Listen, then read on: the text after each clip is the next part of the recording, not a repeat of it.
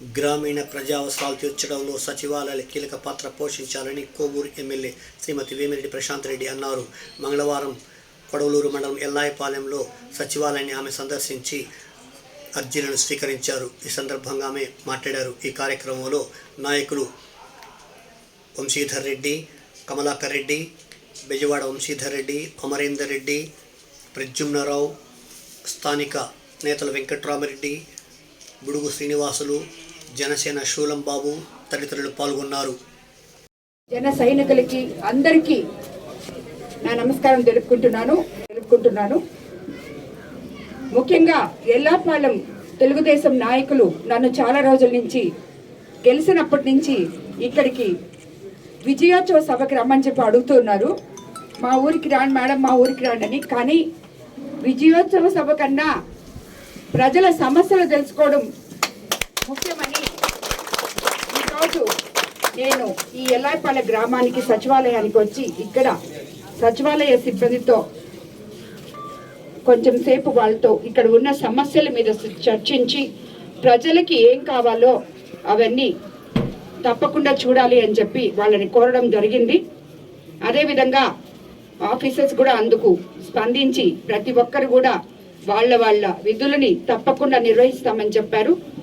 ఇక్కడ సచివాలయంలో ఏ కార్యక్రమాలు అందుబాటులో ఉన్నాయో అవన్నీ కూడా ప్రజలకి తారతమ్యం లేకుండా వాళ్ళకి ఏమైతే హక్కులు ఉన్నాయో అవన్నీ ఏమైతే అవసరాలు ఉన్నాయో తీర్చడానికే సచివాలయాలు ఇక్కడ ఉన్నాయి.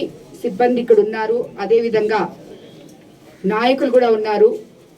తెలియని వాళ్ళకి నాయకులు సహాయం చేసి వాళ్ళ సమస్యల్ని సచివాలయం దాకా వాళ్ళని తీసుకొచ్చి ఇక్కడ వాళ్ళ సమస్యలు తీర్చే విధంగా చేయాలని చెప్పి కోరడం జరిగింది. అందుకు నాయకులు కానీ ఇక్కడున్న ఆఫీసర్స్ కానీ అందరూ స్పందించడం జరిగింది. కాబట్టి ఎల్లాయపాలెం గ్రామ ప్రజలకి ఎటువంటి సమస్యలున్నా తప్పకుండా తీరుస్తామని చెప్పి అన్ని ఒకటొకటిగా తీరుస్తూ చాలా మంది అర్జీలు ఇవ్వడం జరిగింది. ఇక్కడ వాటికన్నిటికి కూడా సమాధానాలు ఇవ్వడం జరిగింది.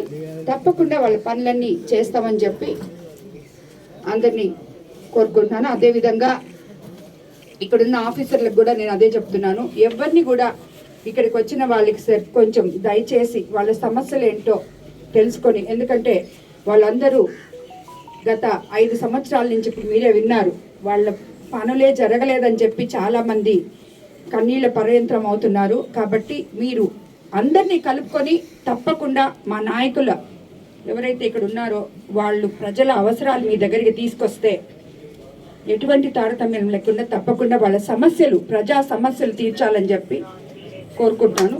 అది కూడా ఆ సమస్యలు కూడా న్యాయపరమైనవే తప్పకుండా చేయాలని చెప్పి నేను కోరుకుంటున్నాను.